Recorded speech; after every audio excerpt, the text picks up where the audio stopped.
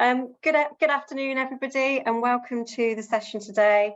This is the NCTJ's lunchtime discussion panel, and today we'll be discussing safety and resilience for journalists.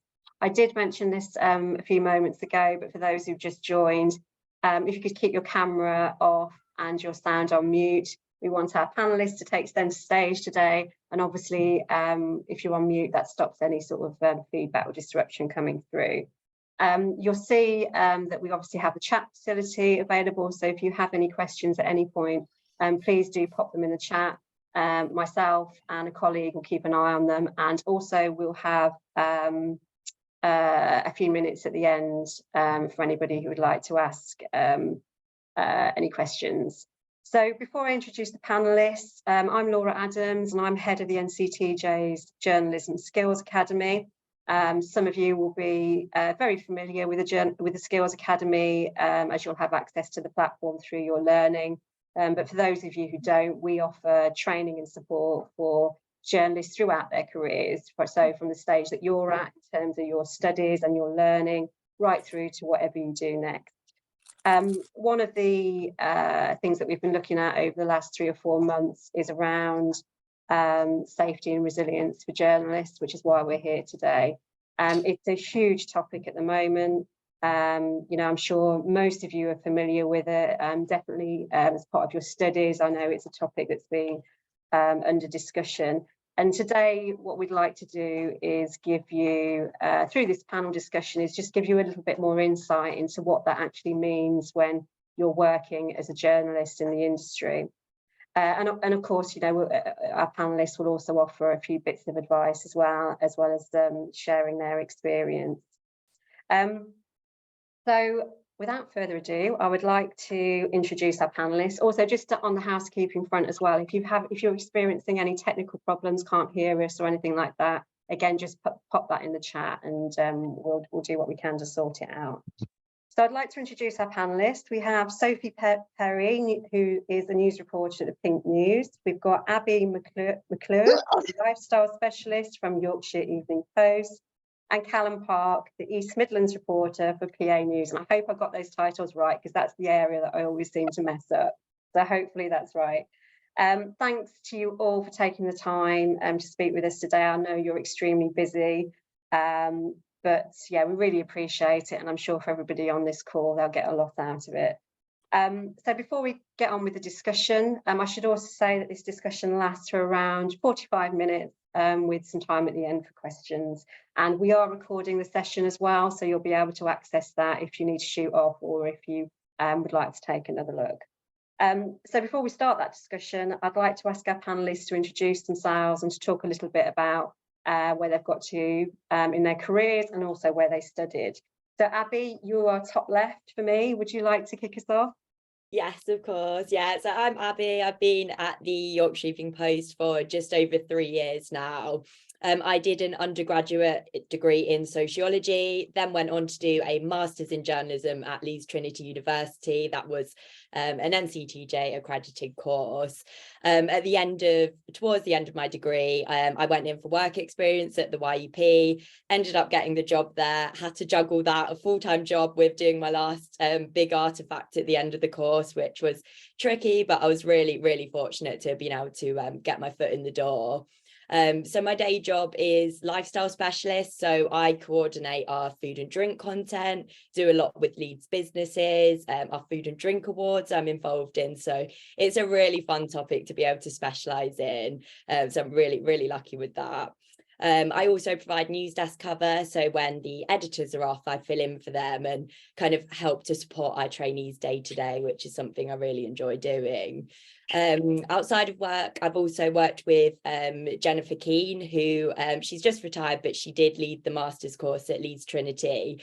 We did a research project into how to prepare students for online abuse, students and trainees.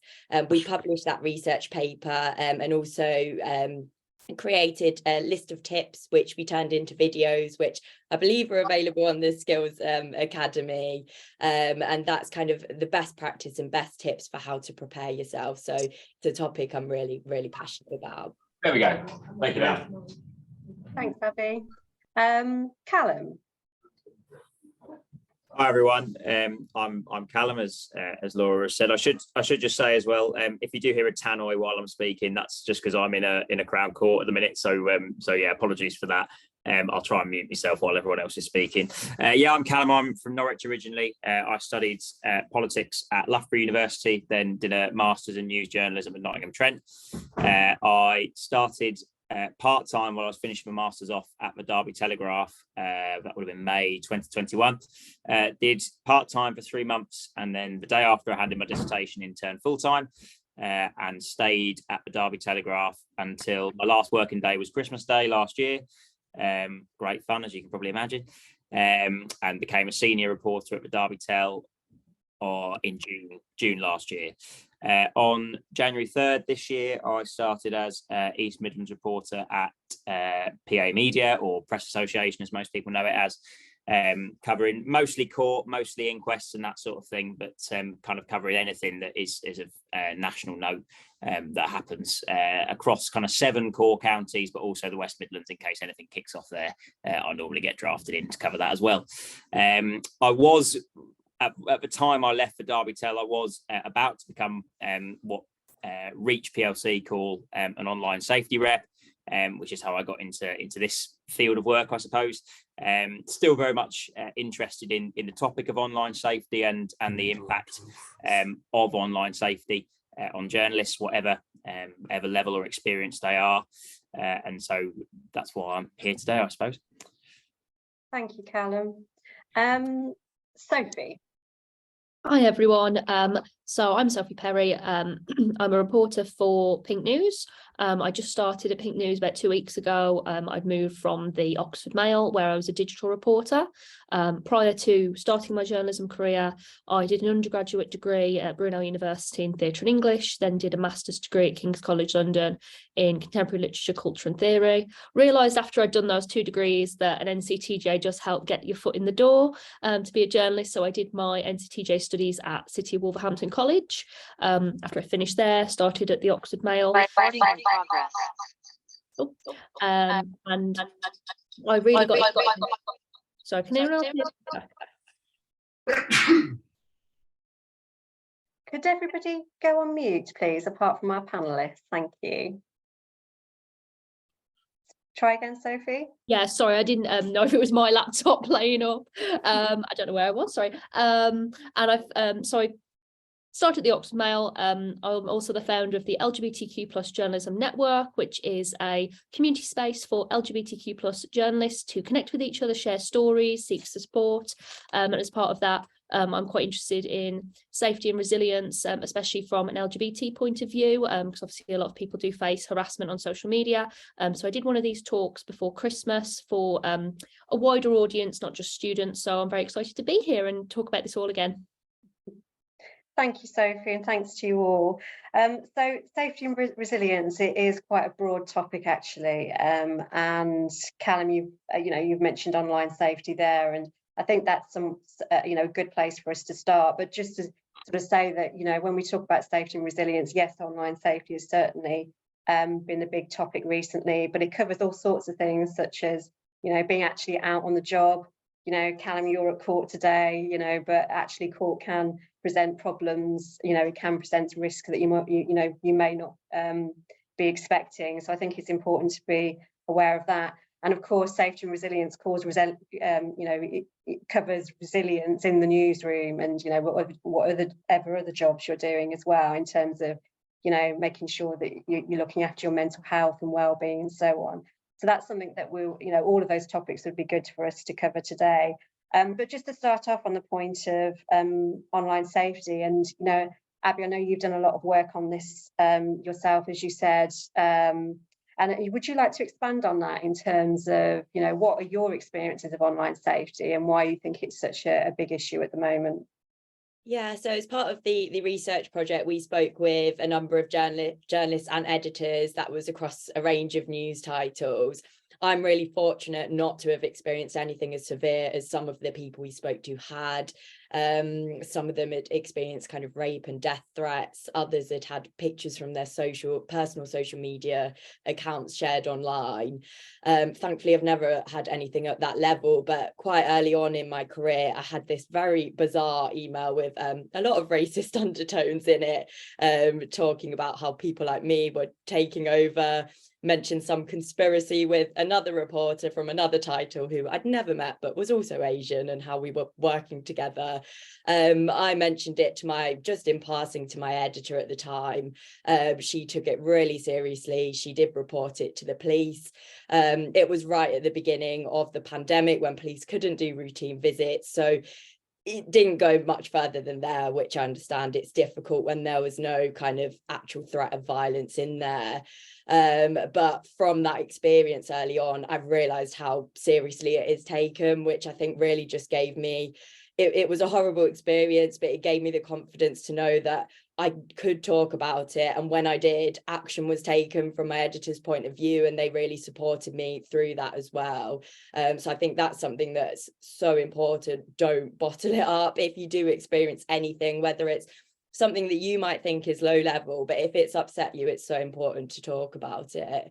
And another thing, kind of not directly, but I think it's important to differentiate between kind of really personal attacks and criticism, but even the criticism can be quite relentless sometimes if it's about your work, about your title, about journalists in general. I think there's kind of quite a lot of mistrust, especially since the pandemic. Even that, I think it can affect you. Sometimes it does affect me, seeing those comments. And I think, again, talking about it with your colleagues is really important there, and just knowing that you don't have to put up with it. It's never okay. You don't have to have a thick skin. You can be upset. And I think that's a really important message.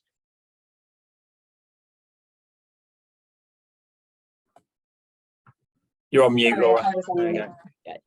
go. Thank you, Abby.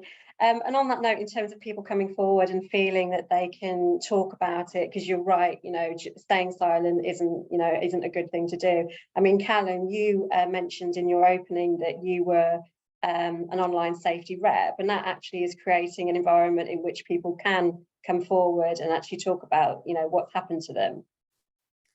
Yeah, definitely. And it's something I would have quite happily carried on doing had I stayed at the Derby Telegraph, and the importance of it, fortunately, has meant that it's still going on even after I've gone, and it's good to see that Reach are doing that. I probably should state as a caveat as well, this talk might make it seem like everyone's out there to get you online.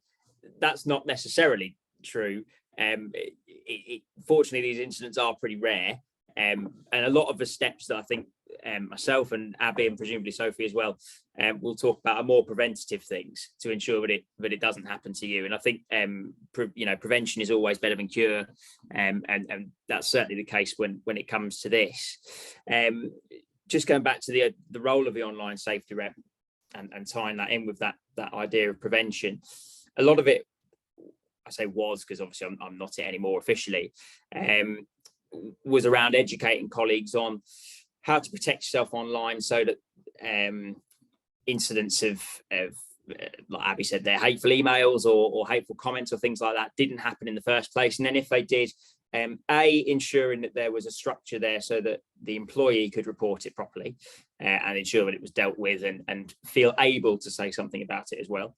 And B, also for the employer or the editor or whoever's senior in the newsroom, they know what to do when an employee comes to them and makes a disclosure about something like that, and B, also making sure that they're really aware of the impact that this can have on colleagues, because it does, it can be. I've only had a couple of minor low level issues. Other colleagues I've worked with have had far worse, as Abby alluded to earlier.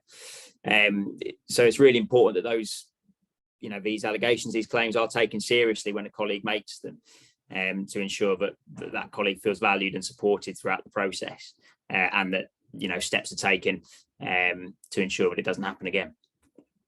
Thanks, Callum. And Sophie, would you like to tell us about some of your experiences?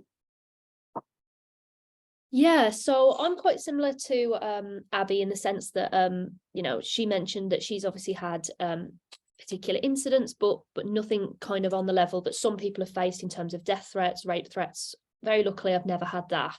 I've had a majority of the things I've had, I would consider, low level sort of trolling really on Twitter. There's no threat of violence, but it's just very persistent when someone takes the time, usually someone without a genuine profile picture or account, so they hide behind an image of a car or something, but takes the time to write a whole tweet thread about a story you've written and dissect it and use mental gymnastics to turn it into something else entirely. And very rapidly, I've learned that there's many colourful synonyms for the word stupid that can be applied to me. So there's been a few things like that where people have just been quite consistent about a story I've written, and have been very, very colourful in their language. But as I mentioned, I'm very lucky that I haven't faced some of the very horrific death threats, rape threats, using pictures on social media that some people have. But I think sometimes the persistence that people can put into, the effort of persistence they can put into even just low level trolling, calling out your work, your job role, specifically now the content I cover on Twitter particularly, it's very testy area. Certain topics I cover, and just reporting on the news is enough to stoke these kind of fires of aggression for people.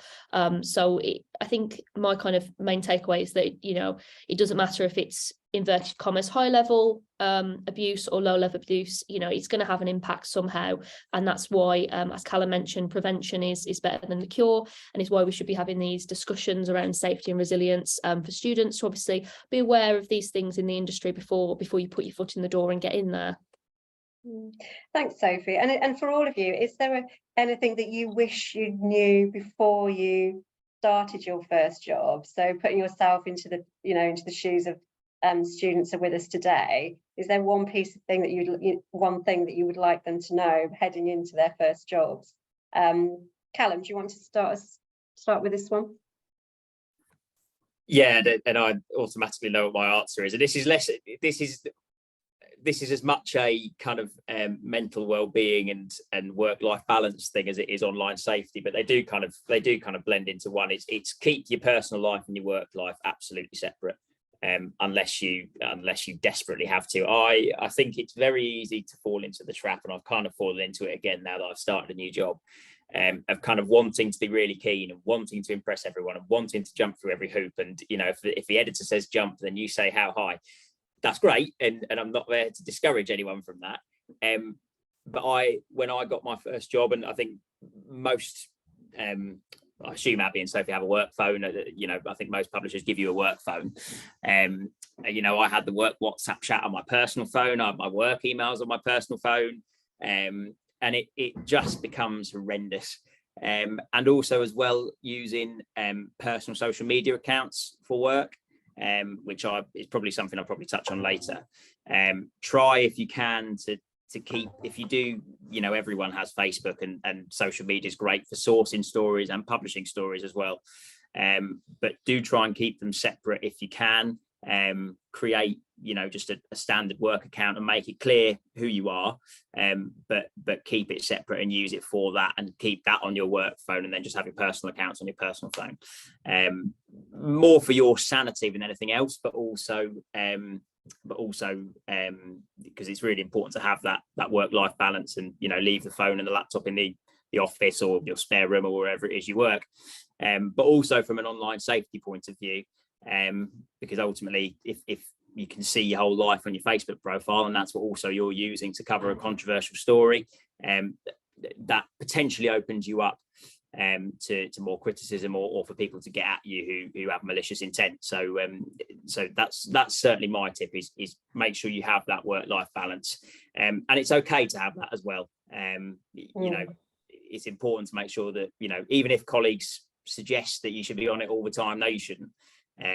You're not contracted to do that. You're probably not paid enough to do that. So do your job and do it well, but ensure that you give yourself that time, and that personal time as well, and that breathing space. Thanks, Callum. And Abby, what would you advise?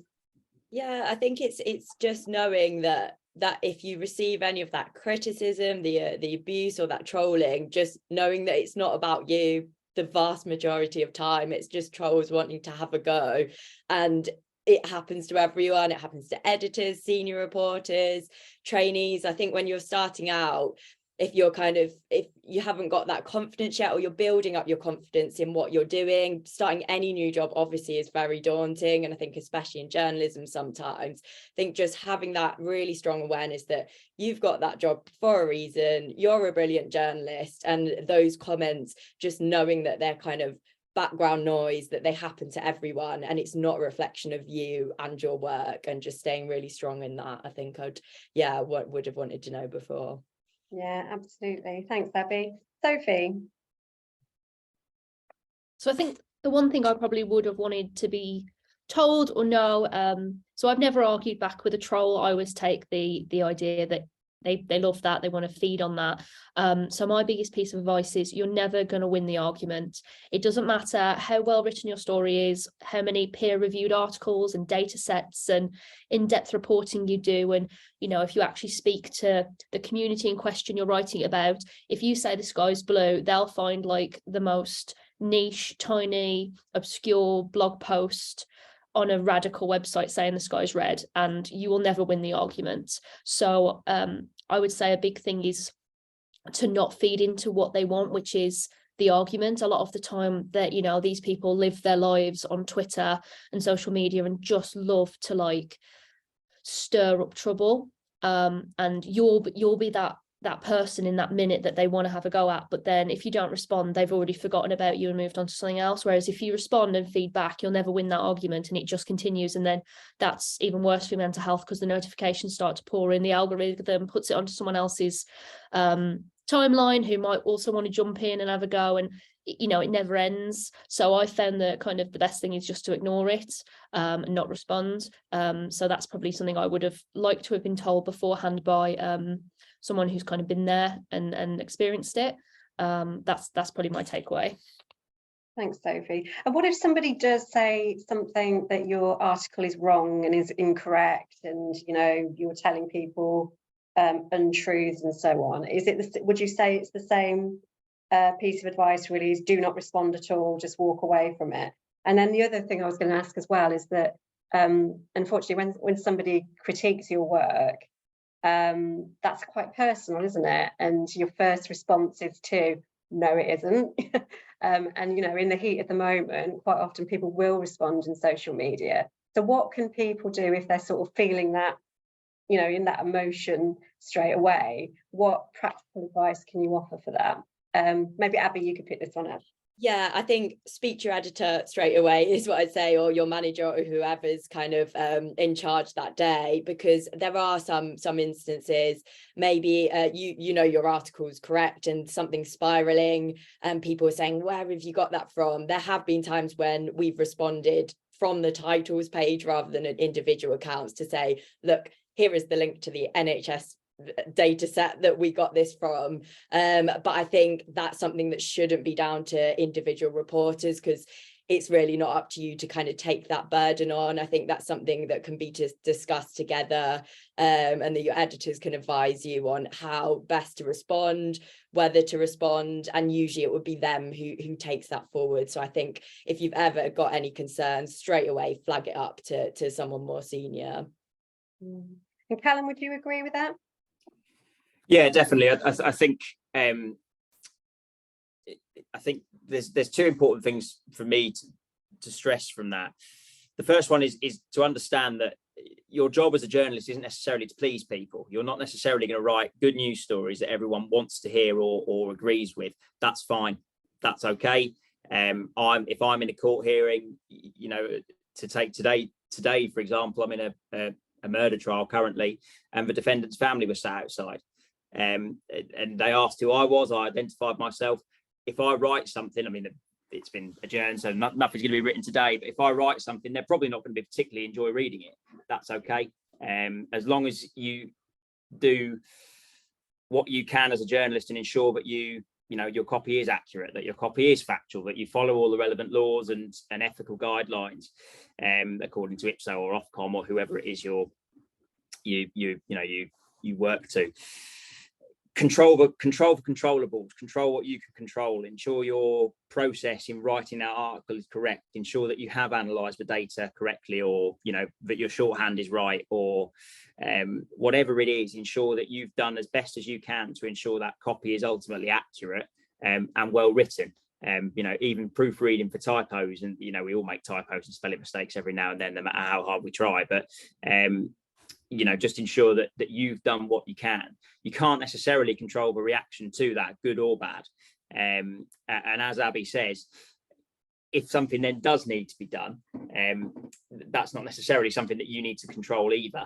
And so that's when, as Abby's quite rightly said, you should bring in more senior colleagues just to see how best to respond to it, because the question might well be asked by editors or by Ipso or by Ofcom. How did you find this story? What was your thought process? And so as long as you've got it buttoned down and you're aware of what you did and why you did it, and have evidence to back it up, then you'll be fine. And ultimately, criticism, as you quite rightly said, Laura, it's hard when I've looked at messages about my stories before and have immediately just thought, well, no, you're just wrong. But it's normally better just to leave those if you can, but ensure that your processes are right. And ultimately, if they really are serious in their criticism, then it can be dealt with. And as Abby said, you can show your workings out very easily. Okay. And Sophie, what would you add to that? Yeah, I'm very much going to second what Abby and Callum have said, really, that naturally when you've taken the time to write a story and you're really proud of it, and then someone just either emails you or messages you on social media and says, no, that's wrong. And for a fact that you've sat and you've took time to go through that data set or through that report or through that government document or whatever it is, and for a fact that it's correct, and probably they're just annoyed that that's the fact, and they're not saying it's wrong because it is, but because it's their opinion that it's wrong. You just have to learn to differentiate between that. Obviously, if something is factually incorrect and they, someone contacts you and gives you due reason to look back into it, that's immediately something you bring up with your editor. It could be a follow-up story, it could be an amendment. As long as as Callum said, that you followed Ipso, Ofcom, whoever it is that you should abide by, you've been ethical, you've fact-checked it as much as you can, that's all you can do. And it is easy to really take to heart. I do very much. So, because I'm very proud of the work that I do, that when somebody criticises my stories, I take it to heart. And it is easy to do, but it's part of the job, really, unfortunately, that people will criticise you. And as Callum says, you're not here to please people. You're here to report the facts of something, an event or a document, and that's what you've got to do. Sort of having confidence in what you're doing, really, and knowing that you're doing the right thing. Yeah, absolutely. And throughout this discussion, it's sort of, I think all of you have talked about how if you receive any negativity on social media, and you're not sure where to go, that you should go and talk to senior managers and so on, which is definitely a really good piece of advice. But I think certainly early in your career, that can be seen quite daunting, can't it? I mean, I know I was quite, it's quite a scary thing to actually go and approach your editor. So, for the students here, if you're going into your first job, what would you advise if you're not quite ready to sort of raise your hand with the people at the top? What would you advise that people should do? Abby? Yeah, I think firstly, I think it's up to the editors also to kind of break down those barriers. So one thing that I'm really honest about is if I'm having a rubbish day and something's upset me, often I will share with our trainees, because I think it's important to know that it affects us all. Doesn't matter how long you've been doing it for, things can get to you sometimes. So I tried to share that with them so that they then know it's fine to come to me or fine to come to the editors with stuff. But I think speaking about it with your colleagues too is a really important place to get support. But also your support network outside of work, if it's something where you don't think action needs to be taken at work, just something that maybe has upset you. Sometimes speaking about it with family and friends who aren't in the industry can be really helpful, and kind of just leaning on that support network that you've got. Yeah, absolutely. And Sophie, would you agree with that? You're on. Yeah, very much so. I would agree with that.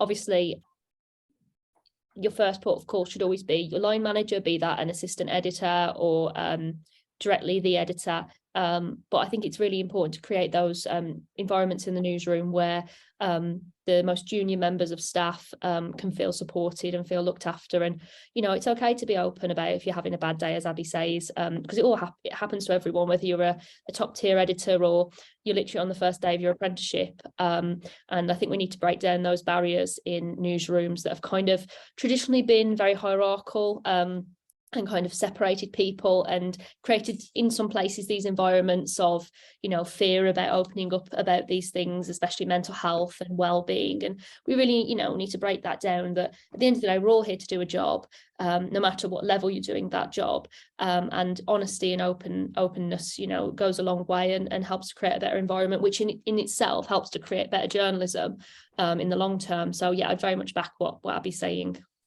Okay, thank you. So mental health and well-being is obviously a topic that sort of you know, is a part of this discussion, really, and it feels like discussions around mental health across the industry, it's more prevalent now, isn't it? It's something that's more open. Newsrooms are talking about it all the time.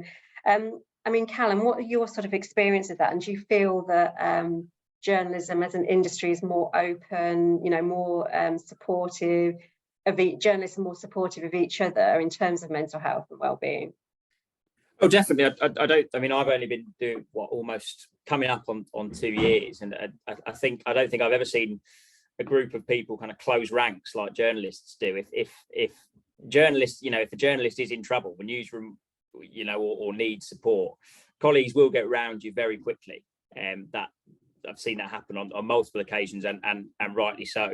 I think we're in quite a unique profession. We're in quite a at times challenging profession for quite unique reasons. And I think it's one of those sorts of things where you have to be a journalist to really to kind of understand it, and to understand the pressures and you know, the ups and downs of it that come with it. Certainly in my experience, I think journalism is open.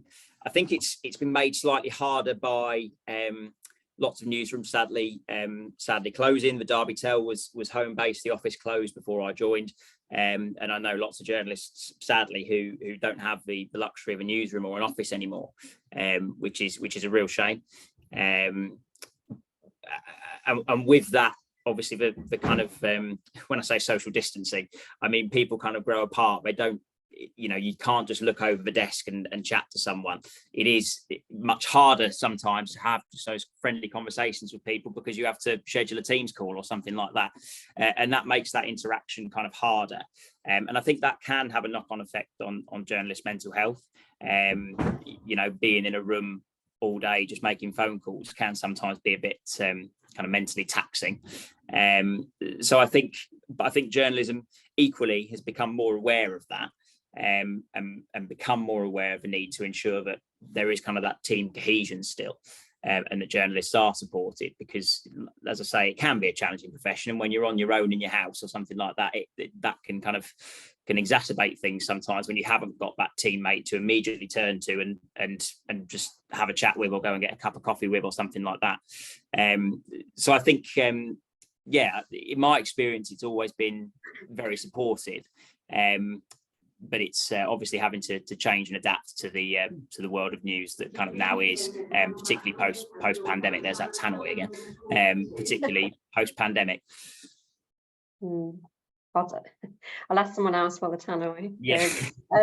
So I mean, you know, the working from home phenomenon, if you like, that is sort of, you know, it's part and parcel of the profession now, or most professions actually.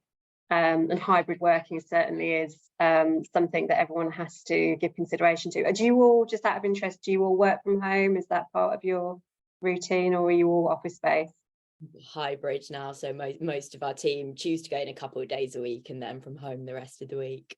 Right, and that's the same, Sophie, Callum, you're both hybrid. I'm technically home based, but being predominantly a court reporter, I'm out and about I'm not actually at home a great deal, but I am officially home based. We do have an office which I can go into, but that's in Nottingham, so I may as well just stay at home or be in court, but officially home based. So, I mean, for the students, you know, on the session today, you know, I think it'd be really interesting for them to hear. So, you know, in terms of how do you build resilience and take care of yourself, and, you know, all of these different things that we've discussed today, if you are at home, how do you prevent that isolation, if you like? Sophie, would you like to pick that one up? So with my new job at Pink News, I work from home, and I will do until I move to London in a few months. That's where the office is, and then it will be hybrid. So it'll be, you know, I can go in as many days a week as I want or as little. But while I am working from home, I do try and make sure I take my lunch break to get away from my work laptop, shut the lid on it, go and do something else. For example, like after my afternoon conference today, I'm going to go and sit in a cafe and work there for the rest of the afternoon until I finish, just to try and break up the day a little bit. Make sure that what I try and do is work from the same place in the house, so that it's not like the spaces that I relax in become the workplaces and vice versa. That's what I try and do to just keep things a little bit separate. And obviously it's difficult working from home. Like, I'm not going to lie, I worked in the office at the Oxford Mail, was in every day, and I had the luxury of a newsroom. So to go from that to working pretty much entirely remotely is a little bit of a shocker. But I think having a good workplace culture makes a difference, that even if you are working remotely, the fact that you can have a nice chat with your colleagues online and, you know, send memes to each other and, you know, things like that, just to kind of break up the workload, definitely helps. So I'm quite lucky in that Pink News has a really good people and culture kind of attitude. They're very much about making sure that it's a very positive workplace to work in. So I think I'm very lucky with that. It might be different if I worked at a different publication that was very like rigid about that sort of thing. So yeah, those are my things that I try and do to make sure that I keep my well-being at the forefront while I'm working from home. Thanks, Sophie. Before I move on to Abby, I'm just going to mention that we've got 5 minutes or so left. So if you do have any questions, please do pop in the chat, and we'll see if we can get around to them. Abby. Yeah, so I think, like Sophie said, I think newsrooms are taking a lot of steps now to kind of build those healthy practices in. So for our teams, we have a morning meeting and an afternoon meeting with all the reporters every day. So it's really nice, even if you are from home all week or you're in the office, everyone gets together on that, and it's a place to share what stories we're working on, but also have a quick chat, because as you would when everyone was in the office, sometimes you'll see something funny that you want to share or talk with your colleagues, and I think there's still space to do that, definitely in our newsroom, which is nice. We have we use Google Chat, and we have a team chat there as well, which again we can it means reporters can stay across what everyone's working on, make sure there's not any double ups, but also to get support there with anything they've need help with, and again sometimes just having a chat. I think that's really important. Yeah, and it feels like a lot of organisations are all geared up for hybrid working now, because they've got the technology. You know, you mentioned there are different tools there, but, you know, there is instant messaging going on, isn't there? So you're not always alone. Callum, what do you think about hybrid work? I know you touched on it earlier, but what would you sort of advise in terms of how people can prepare for that? I think everyone's different. So, you know, don't mean to lecture anyone on you should be in the office X amount of days and be at home X amount of days. Everyone's different. Some people might love being at home. It's unfortunately haven't had the choice. As everyone here's probably noticed, talking isn't an issue for me, so I'm quite social. So enjoy being in an office and being with people and around people. What I would say though as well, and I say this as someone who's homeworked for the 2 years that they've been a journalist, is when I say be selfish, it's understand that you're not a bad employee or a bad journalist for actually just doing your hours, working as best you can while you're there, doing everything you need to while you're there. Actually, when it hits 4 o'clock or 5 o'clock or whatever it is, shutting the laptop and saying I'm done, and I'm going home and I'm doing my own stuff. and that doesn't make you a bad employee. It doesn't make you a bad reporter. It means that you're looking after yourself, certainly in my mind. And I say that as someone who has done the opposite of that and ended up crashing into a kind of a metaphorical wall. There will be some stories, I think, where you will have to work over, or you will have to work extra, or you will have to put the effort in. And if a bomb goes off tomorrow in Derby, then I'll be there until I get told to go home. Touch wood. But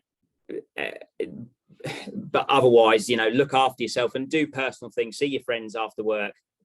Go for a run. Sit in bed and watch Netflix or whatever it is you do to unwind. Make sure you do have time for that. And as Sophie's very rightly said, take your lunch break, eat, drink, get up every 45. Is it they say every 45 minutes you should get up and walk around or something like that? Do try and do that.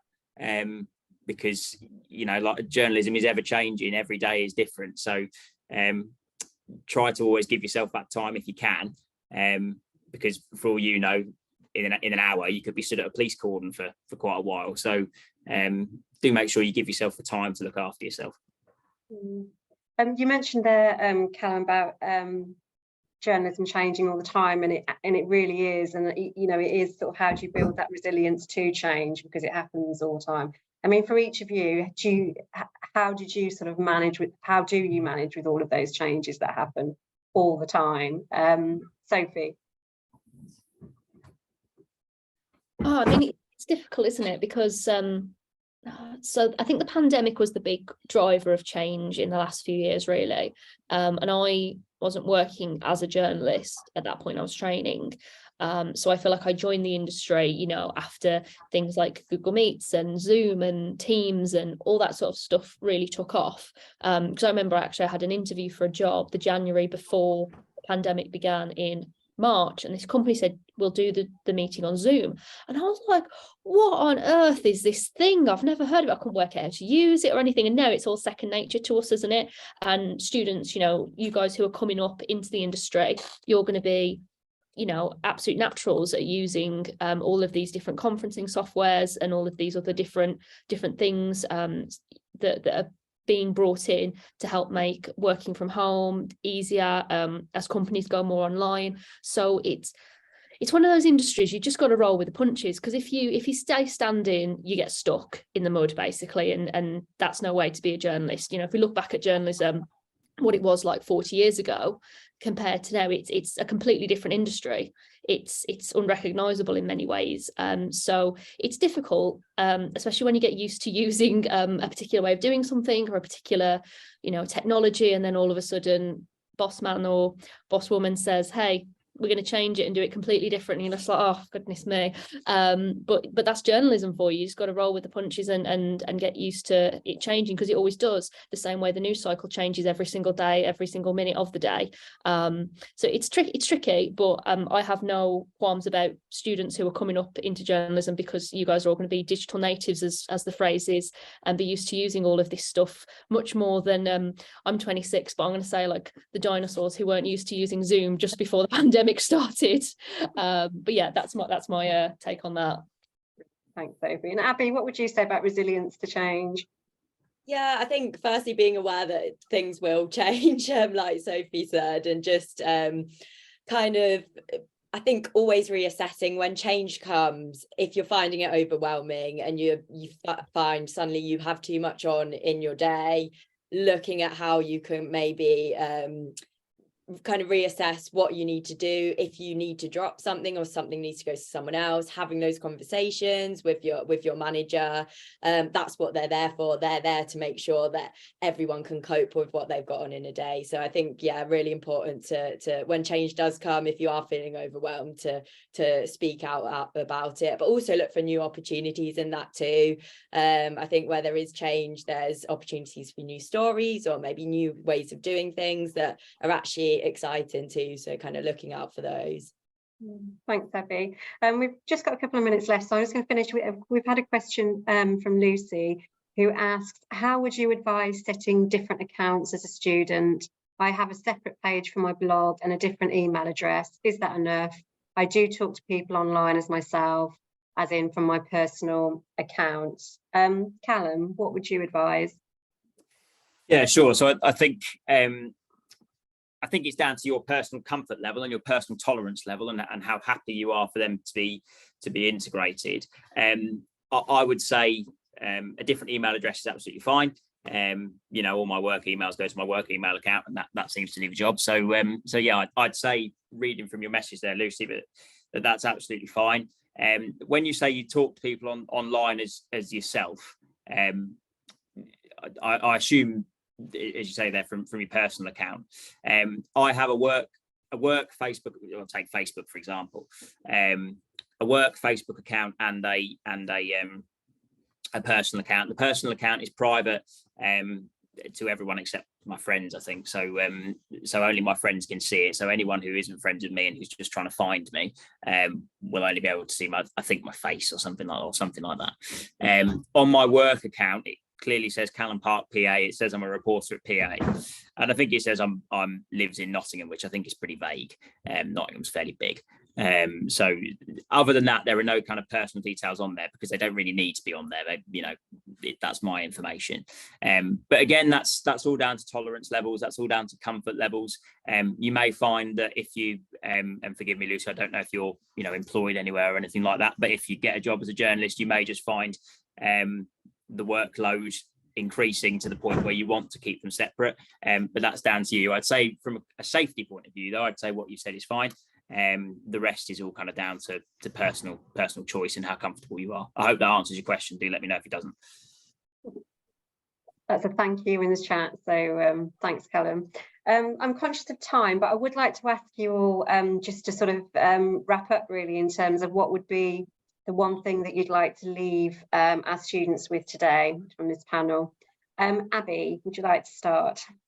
Yeah, I think it's coming from myself, but also this was the thing that came up in our research. Every single journalist and editor we spoke to said this, that abuse is never okay. It's not something you should just have to put up with in your job. I think maybe in years gone by, journalists were expected to just put up with that, and that's what came with it, and to grow a thick skin.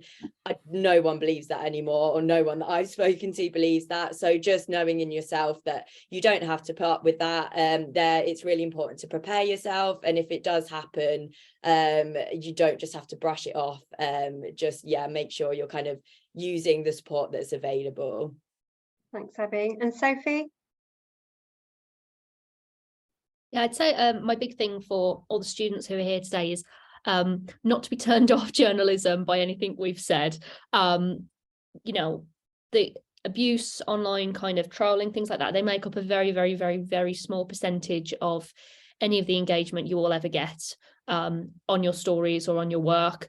Don't worry about when you start at a job, your email account being flooded with death threats and all sorts of things. I can tell you that's not the case.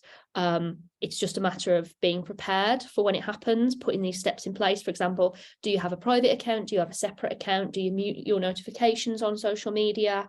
So on and so forth. Prevention, as we say, better than the cure. And really just focusing in on yourself and the work you're doing and being proud of the work you do, because while other people might not be happy that you're reporting the news, that's your job and you're going to do a really good job at doing it.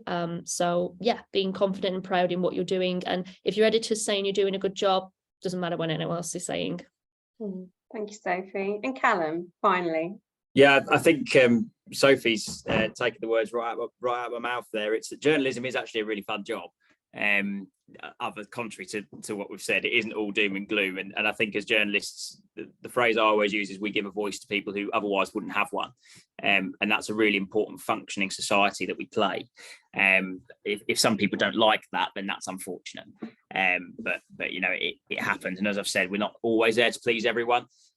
So my tip would be what I've said before, which is just control the controllables. Do what you can to ensure that you've done your job to the very best of your ability. Every day is a learning day, and I'm sure Abby and Sophie will say the same, no matter how experienced you are. But just do your job to the best of your ability and make sure you've followed all the right processes and done what you're taught to do. And quite frankly, everything else will then handle itself. And we're hopefully with the support of colleagues, should it ever be needed. And I should also say, if anyone wants to contact me, ask any questions or anything like that, you're more than welcome to drop me a line. Thanks, Callum. Thanks, Callum, and thanks to all our panelists, Sophie and Abby. As I say, we have recorded this session and we will circulate that to everyone who registered, and we'll put it on our website as well. If you're interested in doing the free safety and resilience course, please do so. You can do it in in your own time, in pieces, and you'll find that on the Skills Academy website, which has been posted in the chat. Thanks to everybody for taking the time to attend today. We'll also be circulating some feedback forms, which is really important to us, really helps us. So please do take a couple of moments to fill those in as well. Thank you, everybody, and have a great afternoon. Thanks very much. Thanks, everyone. See you later. Thank you. See you later, everyone.